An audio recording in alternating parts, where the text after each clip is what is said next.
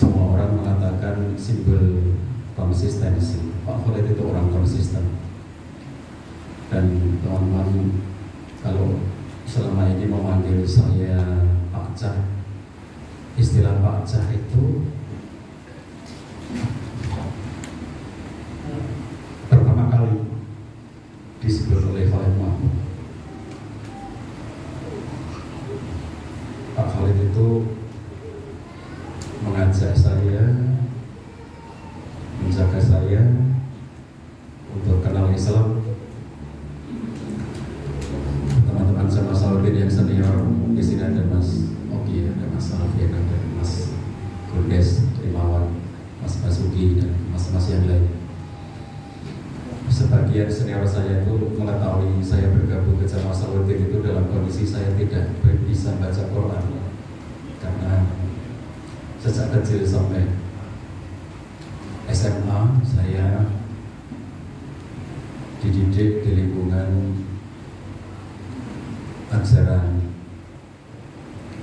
kepercayaan pangestu.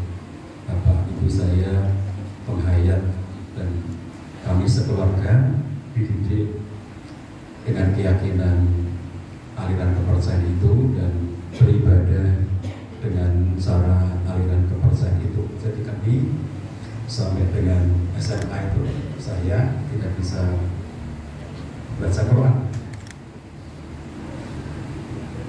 Khalid lah yang kemudian menyemangati saya, dan guru baca Quran saya adalah Mas Abdul Ghaffar, Mas Humaydi, Mas Ahmad Barudin.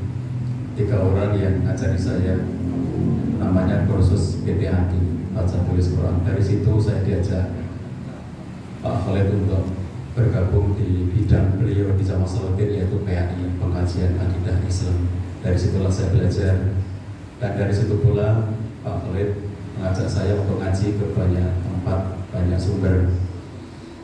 Di antaranya kita belajar bareng-bareng bersama Ustaz Yunari Ilyas, Allah yarham. Dan Pak Khalid sering mengajak saya pulang ke rumahnya di Salatiga. Saya ketemu adik-adik ini, seperti beliau bilang waktu masih kecil-kecil, saya tidur di lantai 2 yang kayu. Kalau masuk ke dapur terus naik ke atas, di atasnya ada balkon kayu, ada lotengnya.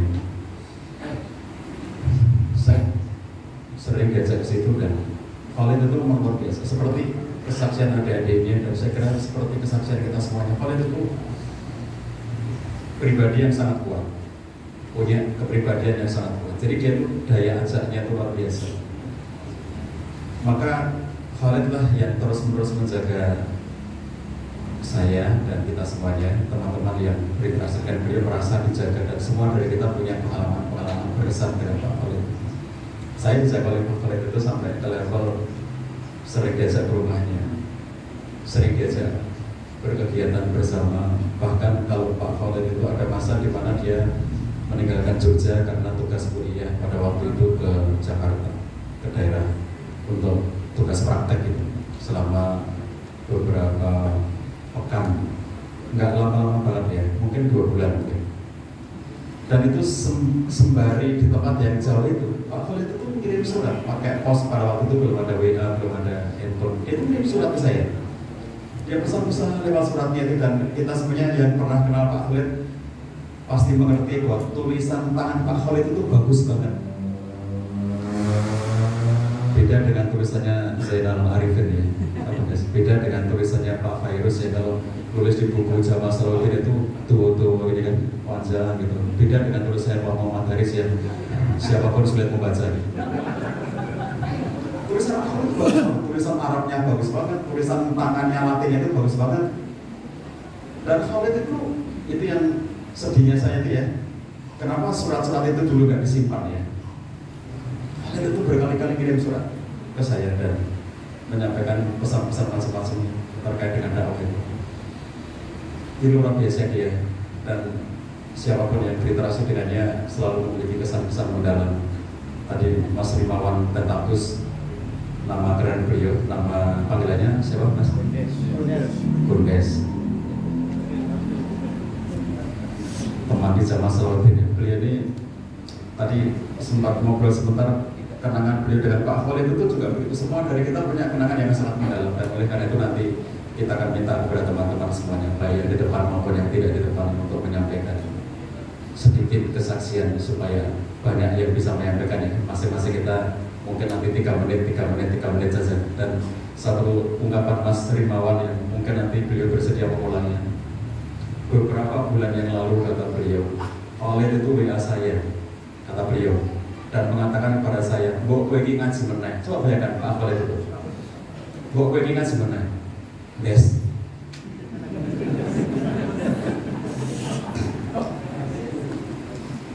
Lalu luar biasa kan ya, Pak Khalid itu tuh jiwanya itu. Bagaimana dia itu melihat orang, bagaimana dia itu melihat sesuatu yang Masya Allah itu. Jadi kalau dalam Yasin, surat Yasin, Allah SWT menyatakan inna nahnu nuhyil mauta wa naktubu ma qaddamu wa asarahu. Itu bahasa kitanya legasi. Pak Khalid itu legasinya kita semuanya itu.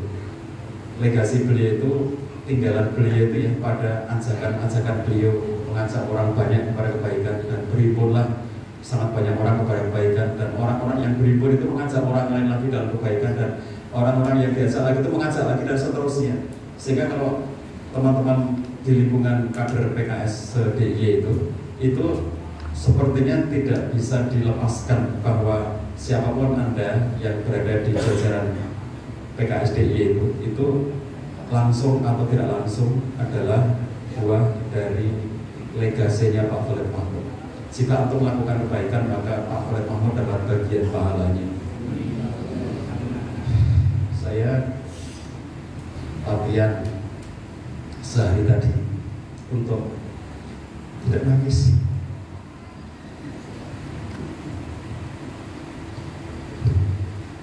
Saya itu gembeng ya. Dan sehari tadi saya berusaha untuk tidak nonton yang sedih-sedih gitu, biar sekarang itu nggak nangis gitu. Jadi seperti kata Nabi Pak Khalid, panggil dia jauh, Pak Khalid bilang dia mau. Kita bukan saja mengenal Pak Khalid, tapi mengenal ayahnya Pak Khalid, Pak E. Kita mengenal ibunya Ma E. Keluarga yang kita tidak tahu bagaimana mengatakannya, tapi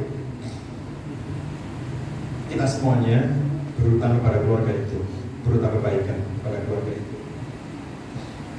Di saat Orde Baru yang begitu represif, kita mau koordinasi aja dicurigai, kita mau ngapa-ngapain semuanya dicurigai. Tapi di rumahnya Pak Khalid Mahmud, karena ada Bapak Allah Yarham Pak E Zainal Mahmud, yang beliau itu isi pengajian tiap Ahad pagi yang sekarang diteruskan oleh Pak Kiai As'ad. Di situ kita aman, karena yang ikut ngaji Pak E itu ada Pak Camat, ada Pak Kapolres, ada Pak Kapolsek, ada pejabat-pejabat, ada masyarakat umum yang ikut ngaji Pak E. Jadi kita kalau di situ itu aman. Makanya kita berkoordinasi di Salatiga, dan banyak di antara teman-teman yang kemudian dalam tanda petik lahir secara ideologis di Salatiga. Kita hanya punya Salatiga ya, padahal itu Tenganan itu Kabupaten Semarang. Cuma kita lebih akrab memanggilnya dengan Salatiga, maka kita mengatakan PAE Salatiga, MAE Salatiga. MAE itu kita datang disambut dengan keriangan yang luar biasa, dimasakin anak-anak muda yang hanya punya semangat dan nggak punya duit ya. Kita nggak iuran, kita nggak pernah ngasih apa-apa ke keluarga itu. Main ngasih makan kita semuanya. Nggak bisa dilepaskan peran jasa keluarga besar Allah Yarham Kiai Zainal Mahmud, Main, Pak Khalid, dan semua ini ada di dakwah kita tumbuh dari sana. Dakwah kita tumbuh dari Salatiga. Maka saya bilang keluarga besar Salatiga itu bagian yang utuh dari dakwah kita di Jogja dan Jawa Tengah terutama, karena kita tumbuh dari sana, kita mendapatkan sangat banyak hal di sana. Baik itu sekilas Pak Khalid Mahmud. Saya diminta oleh Mas Agung untuk mengantarkan sebelum kita nanti akan menyampaikan pesan-pesan kita yang mendalam kepada beliau, dan ini direkam oleh teman-teman humas. Saya meminta kepada teman-teman humas semua yang nanti menyampaikan sejak dari beliau tadi dan semuanya yang menyampaikan di forum ini terekam dan nanti ditransliterasi menjadi tulisan. Kalau tadi Pak Agus masih diminta kita nulis, belum tentu nanti sempat nulis dan belum tentu nanti bisa terkumpul. Tapi dari yang nanti menyampaikan, kami meminta teman-teman semuanya yang nanti berkenan menyampaikan, mohon kita semuanya nanti menyampaikannya singkat, kira-kira 3 menit saja masing-masing supaya banyak orang yang bisa menyampaikan. Jadi setiap dari kita cobalah menyampaikan kesan terdalamnya dari Pak Khalid Mahmud, dan insya Allah itu akan menjadi satu spirit bagi kita semuanya. Kita berusaha dalam forum kita kali ini mengambil hikmah sebanyak-banyaknya untuk pelajaran kita semuanya, spirit yang bisa kita ambil dari Ustaz Khalid Mahmud dan bisa menjadi pelajaran untuk semua kader, semua masyarakat, semua umat. Baik, saya akan meminta secara bergantian dan mohon, meskipun masing-masing kita punya kenangan yang luar biasa panjang dan sangat banyak, tetapi mampu kita ringkas dalam kalimat-kalimat yang kira-kira masing-masing kita nanti hanya 3 menit saja, karena di sini ada sangat banyak tokoh-tokoh yang nanti akan kita minta, termasuk dari keluarga, supaya semakin banyak yang bisa menyampaikan testimoni pada kesempatan malam hari ini. Dengan segala hormat, untuk yang pertama Dr. Sukamta, kami mohon untuk menyampaikan kesaksiannya. Assalamualaikum warahmatullahi wabarakatuh. Alhamdulillah, Rasulullah Muhammad Muhammad wa ala alihi wasallam. Matur nuwun Pak Cah. Pak Khalid itu orang yang sangat rasional dan lurus, tegak lurus. Mungkin salah satu simbol keikhlasan yang pernah saya temui itu Pak Khalid.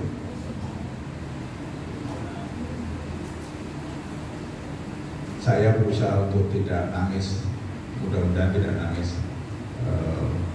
karena Pak Khalid selama hidupnya itu tidak pernah menangis, kecuali satu kali yang saya ingat betul waktu ngajar kita itu nangis, yaitu ketika beliau mengajarkan saya satu ayat Al-Quran, ma'indakum yanfad wa ma'indallahi barakatuh. Itu satu-satunya waktu, momentum di mana saya melihat Pak Khalid itu nangis dengan serius.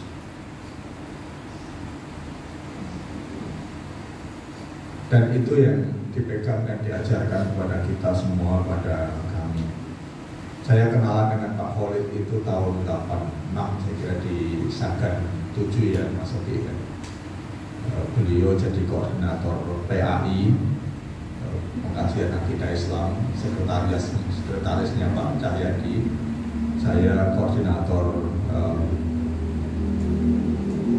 bidang pembinaan jamaah, atau mungkin dulu masih jadi BPJ ya, koordinator departemennya Pak Basuki. Nah itu nyambung sampai di gelanggang. Satu yang mungkin bisa saya yakin itu jadi amal jariah beliau. Waktu beliau jadi ketua Jamaah Salahuddin, saya jadi ketua pembina jamaah, ketua pembinaan. Beliau mengajarkan saya tentang strukturisasi pembinaan, dan saya kira itu tinggalan yang sangat luar biasa. Jadi beliau mengajarkan dan saya terjemahkan pembinaan itu di Jamaah Salahuddin itu ada 3 jalur. Satu adalah pembinaan pengurus, 2 pembinaan jamaah, yang ketiga pembinaan fakultas. Nah, pembinaan fakultas itu yang kemudian kita dorong terus dan menjadi cikal bakal PAI, asistensi agama Islam. Dan seluruh fakultas di UGM akhirnya ada PAI, dan itu kemudian juga ditiru di seluruh Indonesia sampai dibubarkan di zaman rezim sekarang ini PAI-nya. Jadi amal jariah beliau itu mungkin 30 tahun lebih ya. PAI. Jadi beliau berpikirnya itu terstruktur sekali, kemudian lurus. Dalam urusan organisasi, beliau orang yang paling taat urusan aturan main organisasi, betul-betul lurus, tidak noleh-noleh. Pokoknya juga beliau orang yang rasional, tidak emosional, sehingga urusan-urusan ikatan personal itu kadang-kadang dikesampingkan. Yang penting aturan organisasi dipegang teguh. Dan mudah-mudahan kita berdoa kepada Allah, kita semuanya, Allah memberikan tempat yang jauh lebih baik di surga Firdaus yang tinggi.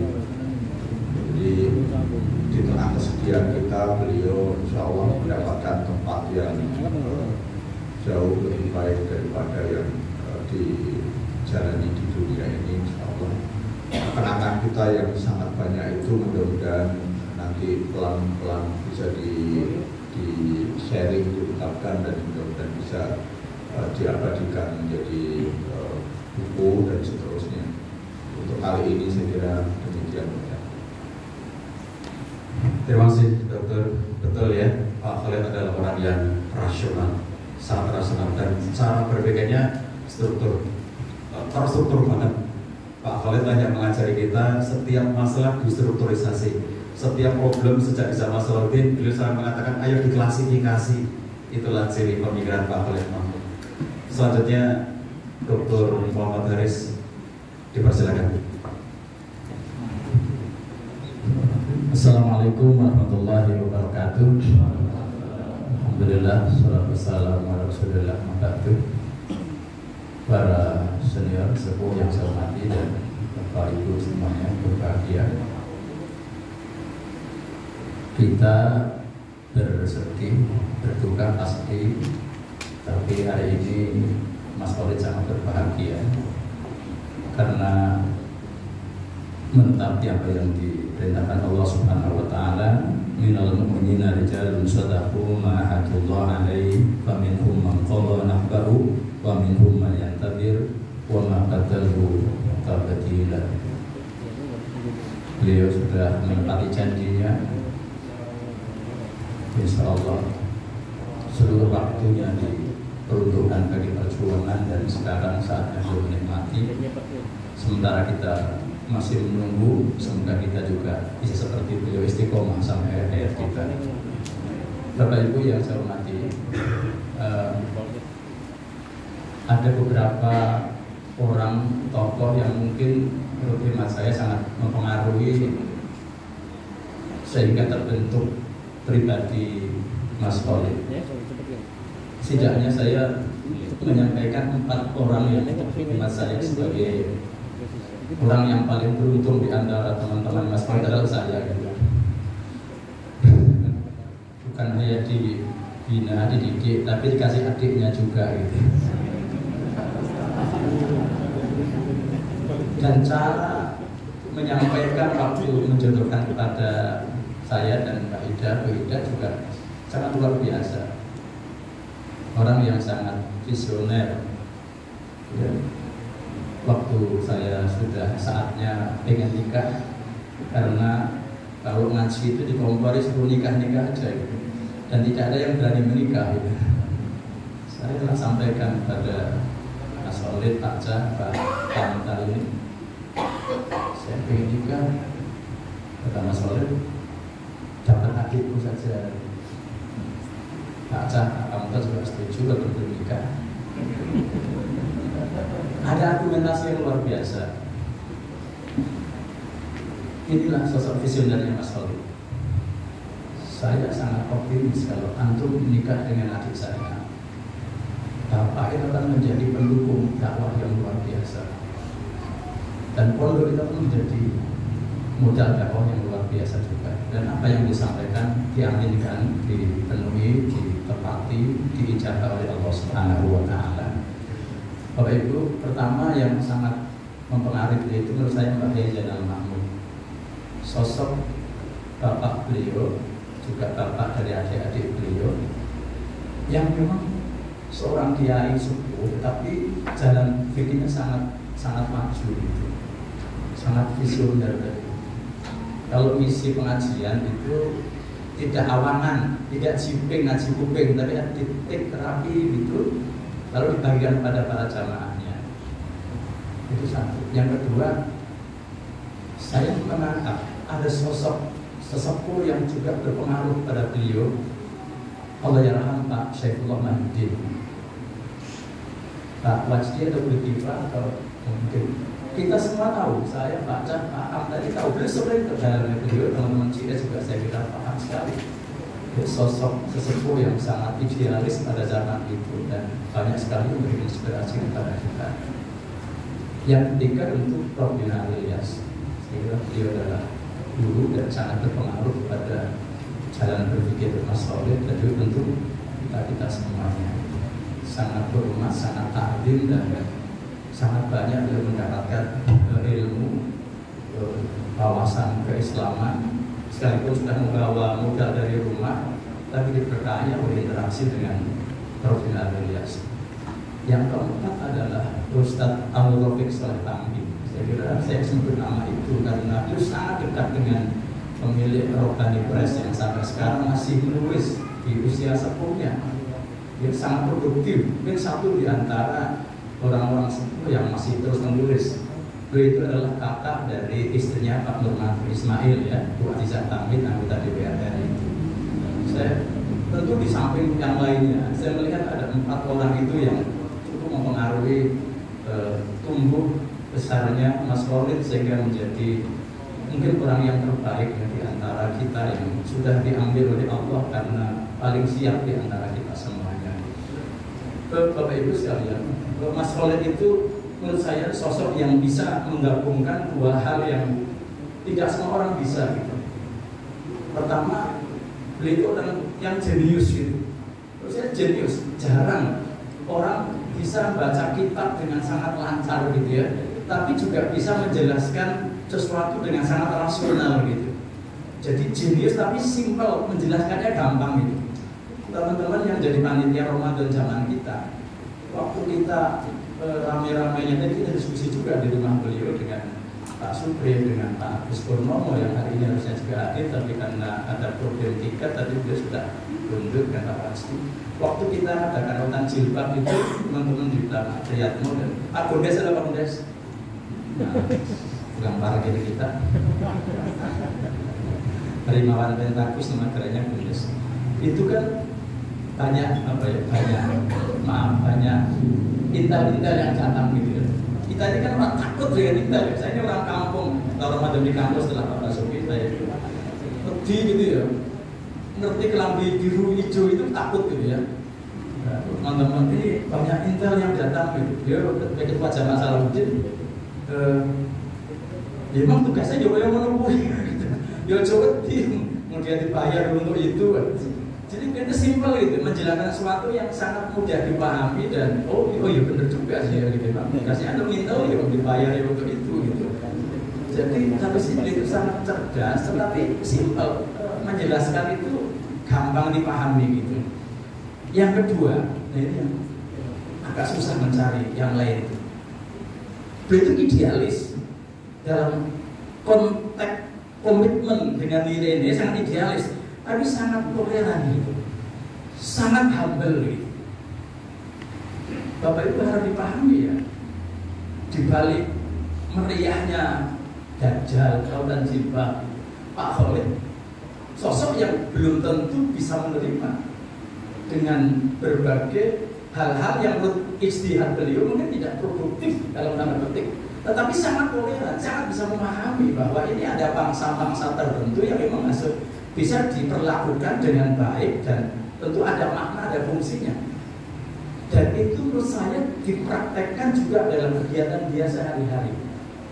Saya susah mencari orang yang ustadz gitu ya, tapi dengan teman-teman sealumni SMA-nya, Salatiga itu begitu dekatnya gitu. Nah, sebagian terus ngaji kan, kalau konsolnya kado gitu. Dengan teman-teman Salatiga itu kan banyak non-muslim, banyak. Sampai hari ini hubungan beliau sebagai seorang yang muslim yang idealis itu sangat terjaga sampai hari ini. Waktu beliau menikahkan putra beliau kemarin juga banyak sekali teman-teman yang datang. Saat sekarang ini kan hampir semua orang pakai jilbab, banyak orang non-muslim yang pakai jilbab pasti gitu. Ini yang saya melihat ada dari beliau. Yang ketiga, beliau pasti pekerja keras luar biasa. Bagaimana beliau berdakwah itu tidak pernah malah, tapi tidak pernah menampakkan sibuknya di dalam orang lain gitu. Nggak sok sibuk gitu loh. Saya itu sangat sibuk sekali gitu. Nggak pernah beliau seperti itu. Jadi walaupun sampai terakhir tadi kita ngobrol dengan Mbak Iva, dengan Mas Umar, sepertinya ini terbawa sampai dengan saat beliau menjelang wafat ya, tidak ingin merepotkan orang lain, tidak ingin tampak capek, tidak ingin tampak lelah ya. Waktu jam 3-an pagi mau berangkat dari rumah ke kendaraan, beliau tidak ingin dipapa, nggak ingin digendong, nggak ingin dituntun, ingin jalan sendiri. Begitu masuk mobil, 5 menit kemudian menurut Mas Umar, Mbak Iva, seperti beliau sudah wafat. Artinya 5 menit sebelum wafat saja, beliau tidak ingin merepotkan orang lain. Sakit beliau diderita 15 tahun pun juga ternyata tidak mengurangi kesibukan beliau dalam perjuangan bersama dengan kita semuanya. Ya tadi yang terakhir sudah saya sampaikan tadi, beliau sangat visioner. Objeknya itu saya tuh jadi objek visionernya beliau itu. Tapi praktis saja gitu, menyampaikannya tidak perlu mulu-mulu dan merepotkan orang yang menerimanya. Nah, Bapak sekalian, sekali lagi saya pribadi sangat berhutang budi dengan beliau. Bagaimana saya menjadi walaupun saya mungkin background saya dari baca ya, saya sudah sanggup bisa baca Quran ya. Tapi kan juga tidak soleh-soleh banget waktu masuk di Gajah Mada itu ya. Bagaimana kisahnya ketika Pak Khalid tidak putus asa untuk mengajak saya kajian orang yang benar gitu ya. Tiap saat Pak Khalid ngaji saya malah pergi gitu. Yang dipakai ngaji kamar pojok itu kamar tempat tidur saya gitu. Pak Khalid datang dengan teman-teman saya ke kampus cari apa kesibukan itu. Pagi-pagi tadi Pak Khalid datang ke rumah saya, ke kos saya itu di Kinanti yang masih 6 bukan 18. 6 datang ngajak ngobrol gitu. Saya ingat sekali waktu itu Pak Khalid ngajak diskusi masalah usul fikri gitu. Dengan sangat konstruktif gitu, sangat-sangat menarik begitu. Dan itulah awal saya bisa menjadi orang lebih soleh gitu kan, daripada sebelumnya gitu. Sampai sekarang masih soleh ya, pasti Bu Ija tahu kalau saya itu orang soleh insya Allah gitu.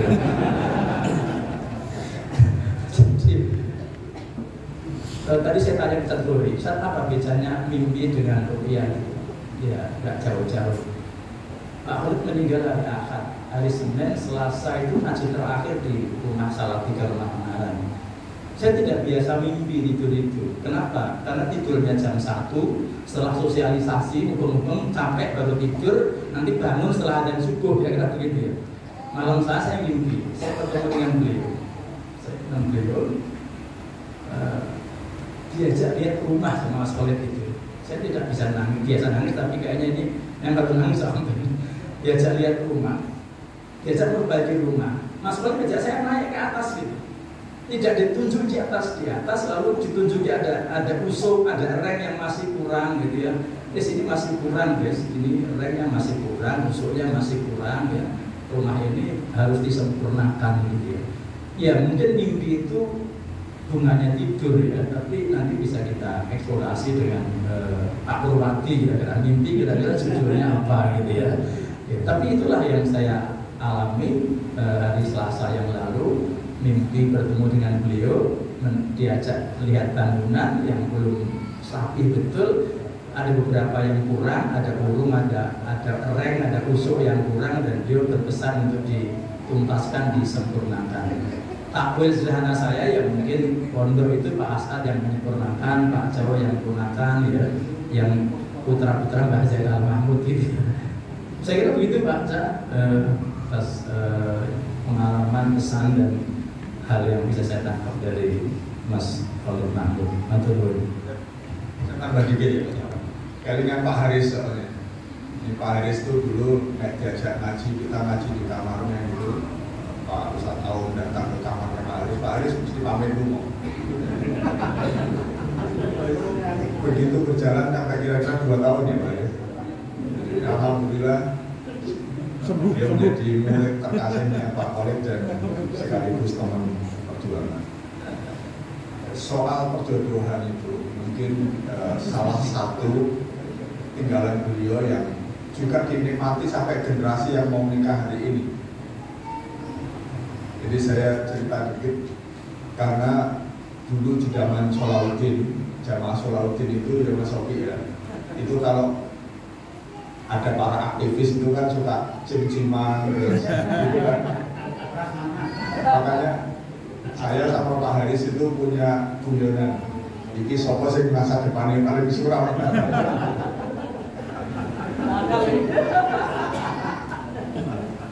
Ngerti tak Mas Sofi? Masa depan suram itu apa? Urung rampung kuliah mesti dinikahi orang. Nah, Pak Khalid itu waktu selesai kita di Jamaah Solahuddin ngajak kami ini, itu kita harus tinggal di Jogja kabeh. Ora oleh sing lunga. Nah, waktu itu kita ngaji tarbiyah itu angkatan 85 itu, ini Pak Haris 84, Pak Khalid 84, tapi Melu 85. Nah, salahnya Mas Soki, Mas Basuki ini duluan, jadi orang tidak kena ngajinya belakangan maksudnya. Nah, yang putri juga gitu, angkatannya Burini itu 85, Burina itu. Nah, terus nanti 86 ada Wasis, ada Tantowi Jawari almarhum. Nah, yang putri-putri juga ada. Nah, kata Pak Khalid itu, iki awake dhewe iki dadi perintis dakwah serius nang Jogja. Ora oleh lunga saka Jogja. Awake dhewe kudu nonton sing serius. Salah satu yang beliau tata adalah urusan perjodohan. Beliau bilang, ora oleh golek angkatan liyane sebelum 85 habis. Nah, itu saya ingat betul. Ya, saya ingat betul. Dan saya juga dapat hadiah dari beliau. Baca Pak Haris, Pak Khalid itu waktu saya ditugasi di Jakarta, saya disuruh menikah. Nah, itulah cikal bakal yang kemudian menjadi BKKBS hari ini. Jadi yang ibu-ibu ini, itu saya kira tidak ada yang nikah yang tidak dijodohkan. Nah, itu mungkin menjadi tinggalan yang sangat luar biasa, karena ternyata di daerah lain, di kota lain yang tidak sebagus penataan urusan begini, karena ternyata ini menjadi persoalan sosial yang tidak mudah dikelola, dan justru dengan cara itulah sebagian persoalan anak-anak muda yang tergabung di dalam dakwah itu bisa diselesaikan. Ya memang nggak semua sih, ada yang tidak, ada yang boleh dewe, ada yang itu tergantung rezekinya memang dan jodohnya.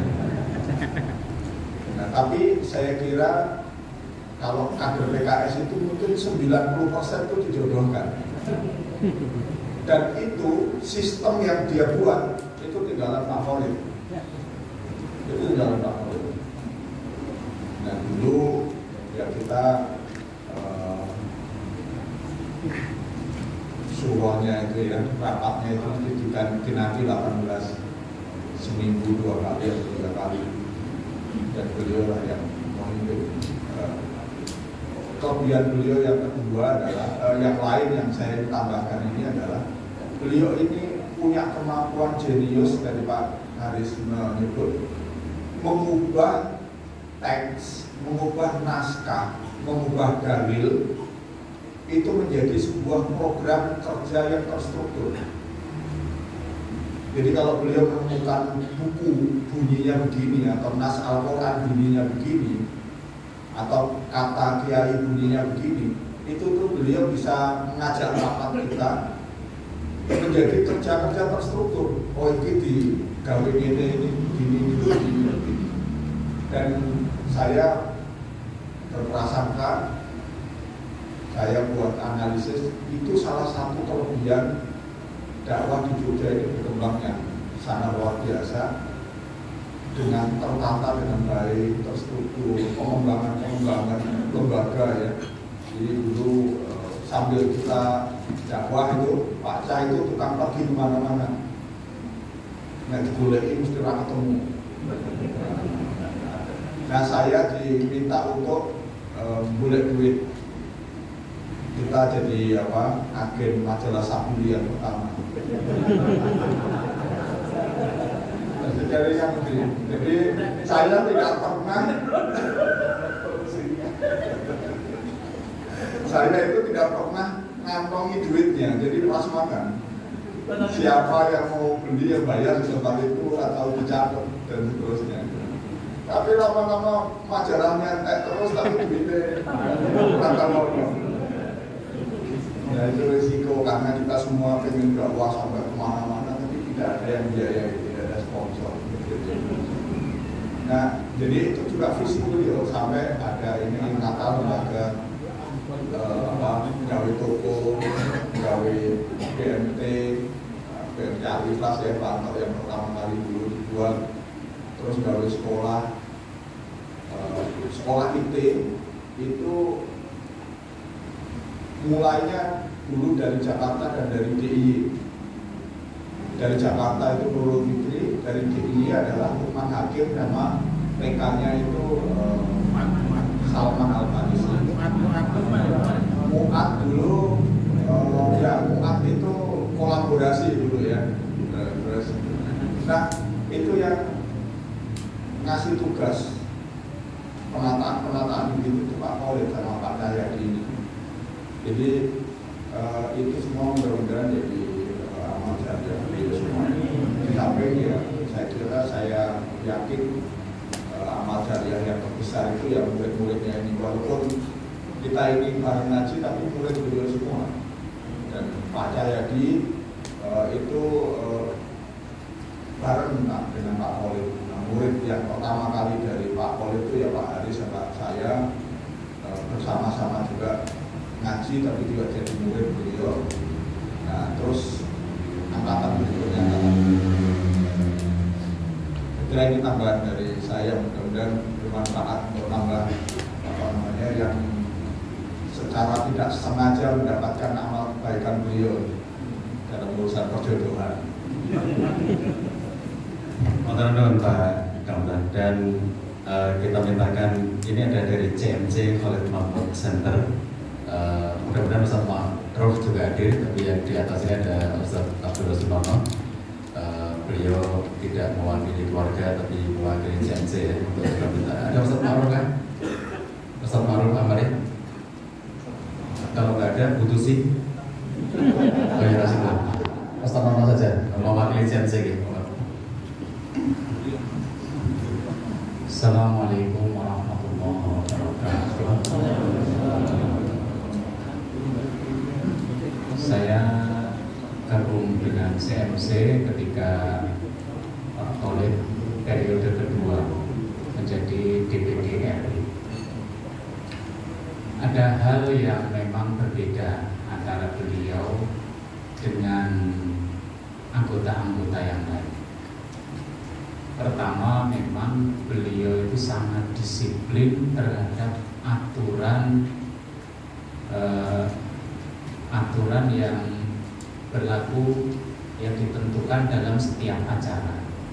Misalkan reses itu beliau selalu dengan tidak pernah capek selalu menyampaikan tentang progres dari DPD. apakah itu struktur pemerintahan apa yang sudah diperjuangkan, dan itu disampaikan beliau nggak capek dan nggak jenuh. Nah ini kelebihan beliau ketika harus menyampaikan sesuatu itu sesuai dengan aturan main yang ada. Yang kedua, beliau kalau bertemu dengan warga itu memang berbeda ya, mungkin juga berbeda dengan saya. Selalu hangat gitu. Jadi ada momen atau ucapan atau sikap yang sekarang tidak saya tiru. Beliau selalu berusaha nyalami semua orang. Kalau datang itu orang di situ disalami, diajak bicara, nah itu bagi saya pelajaran tersendiri. Ya kadang-kadang kita praktis saja datang salaman secukupnya. Dan beliau itu hafal gitu, misalkan ketemu dengan warga ini persoalannya itu hafal beliau. Saya lihat tidak dicatat kayaknya ya, tapi beliau hafal sehingga sekretaris atau staf ahlinya yang kadang-kadang itu untuk mengikuti beliau. Nah kehangatan ini ditangkap oleh warga ya, yang kehangatan ini tulus. Nah kehangatan yang tulus dan hafalan beliau itu membuat orang itu merasa GR ya, merasa GR sepertinya dirinya itu yang paling diperhatikan.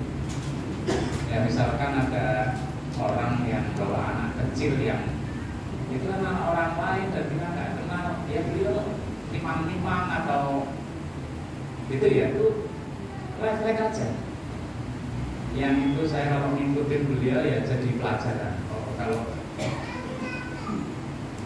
pengen kita itu diterima di masyarakat, di antaranya kita harus hangat dengan mereka, memperhatikan dan hafal ini namanya siapa. Bahkan kemarin ketemu dengan jamaah haji itu bangga deh, Pak itu kalau panggil saya Pak D kan?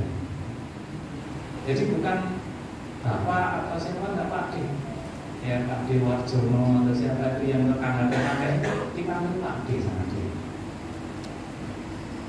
Bahkan saya sendiri bayangkan kalau jadi pembimbing haji seperti Pak Khalil itu saya bisa. Jadi Pak Khalil itu kalau dengan yang sepuh-sepuh itu dijemput, beliau yang jemput. Kalau ada acara gitu ditandani terus dijemput, dipanggil Pak D, itu ya layaklah beliau itu. Kemudian orang-orang itu seperti apa ya, nggak pernah lupa sama beliau. Dan tentunya saya juga sulit ya, walaupun kalau salaman terus dikatakan tadi kita tadi kayaknya nggak seperti itu. Dan beliau itu sangat hormat pada kiadah. Ya. Siapapun kiadahnya, siapapun pemimpin organisasi jamaah ini, beliau itu lebih tua, jauh lebih tua. Dia itu datang dalam keadaan hujan itu datang hanya karena menunjukkan bahwa saya ini sebagai judi dia tetap setia dengan kiadah. Nah ini juga terasa sulit ya, karena kalau kita sudah usianya lebih tua dari kiadah itu ya seolah-olah kita lebih dibandingkan kiadah kita. Aku enggak. Sampai orang ini yang cerita ke saya betul-betul sekali. Nah ini di CMC sendiri beliau sangat disiplin dalam masalah keuangan, sehingga CMC bisa memberikan subsidi kepada pengembangan ekonomi bagi pelosok ya. Itu ada pengembangan ekonomi, merawat kambing sampai masing-masing kelompok itu sudah memiliki kambing. Nah jadi kita evaluasi, tinggal mengambil induknya saja karena semua sudah dapat. Itu program dari dulu. kemudian ada program yang terakhir yang mungkin perlu dituntaskan Pak Agus Masudi. Beliau beri tanah di Cangkringan yang katanya itu nanti untuk tempat daurah, itu sudah dibeli. Beliau sebenarnya ingin membeli yang timurnya lagi yang lebih luas, tapi direktur CMC saat itu belum setuju. Nah, itu tanah itu diserahkan kepada jamaah. Soalnya Pak Khalid sendiri sudah rembukan itu untuk nanti tahunannya beliau sudah bicara sama akal ya mau dibangun, tapi beliau dulu cuman saya tadi sempat bilang ya mungkin kita perlu bangunan itu sih.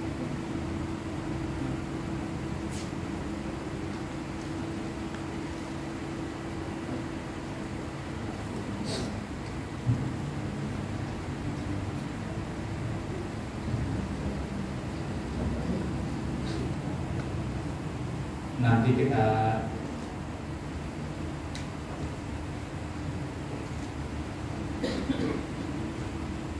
beri nama sesuai nama beliau.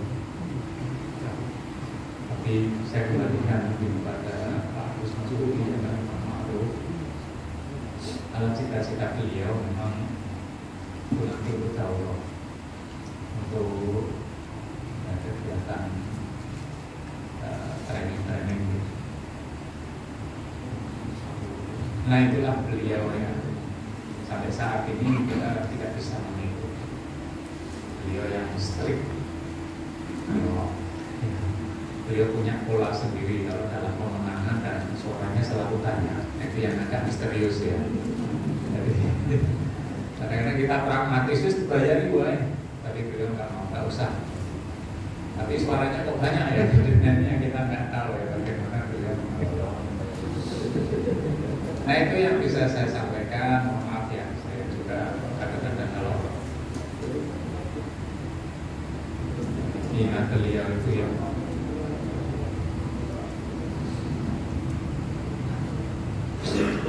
Yang jelas saya itu banyak merepotkan.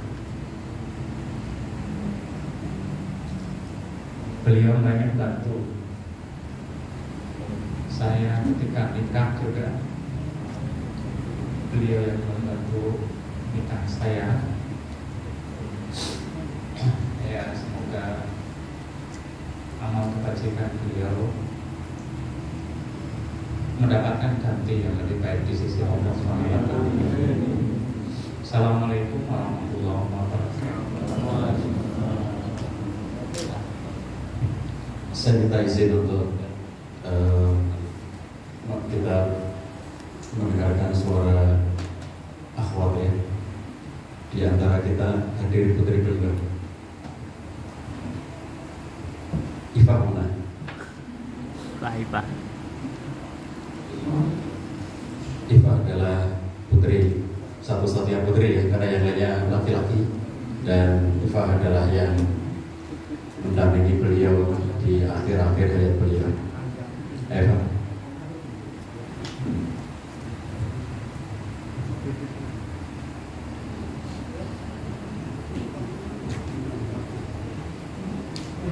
Assalamualaikum warahmatullahi wabarakatuh.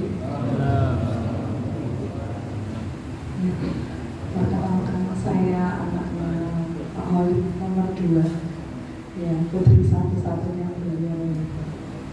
Dua deh, kalau yang satu dan Pak Adi. Saya ya pas di akhir-akhir hayatnya beliau alhamdulillah sempat intens mendampingi ya. Jadi beliau tuh sakit sekitar 2 minggu, 3 minggu sebelum meninggal. Itu sebenarnya sakitnya itu enggak seberat sakit-sakit yang sebelumnya malah.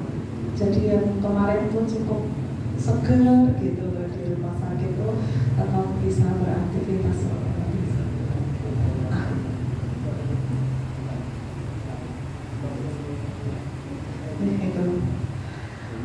kemudian jadi saya cerita aja pas terakhir itu beliau sempat masuk rumah sakit 1 kali sekitar 3 minggu yang lalu, terus sudah diperbolehkan pulang. Nah itu saat pulang itu beliau ya pulang tuh misal zuhur gitu ya, zuhur, dan di hari itu tuh beliau masih ada acara nih 4 gitu, jadi hari itu diselesaikan acara ngisi sampai jam 10 malam. Dari berikutnya, okay. Jadi kayak kita tuh ya melihat ya sebagai orang sehat kan kayak ya Allah mau istirahat gitu, tapi beliau itu kan tanggung jawabku kayak gitu, jadi kayak ya tetap dijalani, bahkan sampai yang terakhir itu tetap nyetir sendiri sampai malam mengisi jam 10. Hari berikutnya juga acara 7 jadi kayak dari habis subuh terus pagi, siang, sore sampai malam lagi beliau tuh mengisi. Dan setelah itu 3 hari berikutnya ada agak drop lagi ya, jadi drop terus harus masuk rumah sakit lagi. Bahkan hari terakhir ngisi itu di mobil tuh udah sedia oksigen, karena tapi di depan orang-orang beliau tuh selalu menampakkan nggak apa-apa gitu, tapi begitu udah masuk mobil langsung dipasang oksigennya, padahal ya seperti itu. Terus nanti ya pas udah nggak kuat baru beliau bilang anterin ke rumah sakit, dan masuk rumah sakit yang kedua harus istirahat beberapa hari untuk cari diagnosis dan lain-lain kayak gitu. Nah itu alhamdulillah saya juga kok dilalah pas itu ngambil cuti dari bulan sebelumnya, jadi bisa nemenin di rumah sakit cukup lama, gantian dengan kakak saya Mas Umar, Mbak Ipar saya, Mbak Putri dan Umi yang di rumah berempat gantian mendampingi beliau. Tapi saya ya cukup lama juga, 5 hari itu waktu itu di rumah sakit nemenin ya kayak gitu. Terus singkat cerita hari Kamis minggu lalu ya berarti beliau tuh masih rapat juga, rapat gitu kan, beliau Zoom, tapi kameranya selalu dimatiin gitu biar nggak kelihatan lagi di rumah sakit biasanya gitu. Terus tetap rapat kan, kita kan yang nungguin nanti udah malam istirahat kayak gitu. Dia tuh bilang kayak gini, ya tugas Abi di dunia tuh ya ini gitu. Istirahatnya nanti.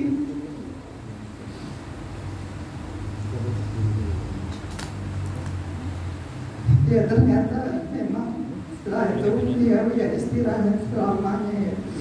Ya karena ya pesannya dari saya, jadi kita tuh ya harus, dia tuh harus maksimal gitu loh sampai akhir itu, nggak peduli sedang sakit, sedang susah, pokoknya sampai akhir beliau tuh berusaha maksimal dengan perannya beliau gitu loh.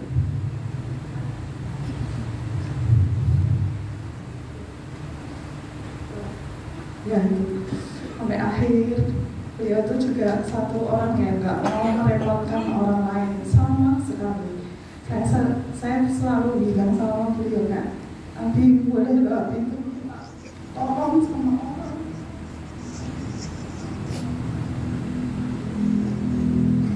Iya tadi ya sudah diceritakan juga sampai akhir Abi itu nggak mau merepotin orang.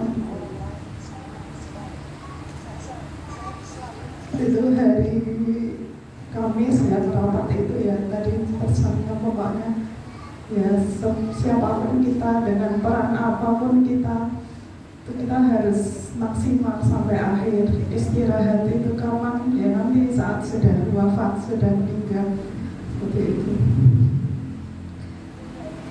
Terus hari Jumat Abi boleh pulang ke rumah, pulang biasanya kan beliau akan nanti acaranya masih ada tuh ya, Pak ya, masih acara sebenarnya jadwalnya masih beberapa, tapi kok dilalah hari Jumat tuh Sabtu di rumah tuh seharian istirahat kan kita kayak dalam hati itu band ini manut gitu ya. Biasanya kan dikasih tahu nggak bisa, harus isi ini ABC dan lain-lain. Tapi itu dari Sabtu tuh beneran di rumah istirahat, manut gitu.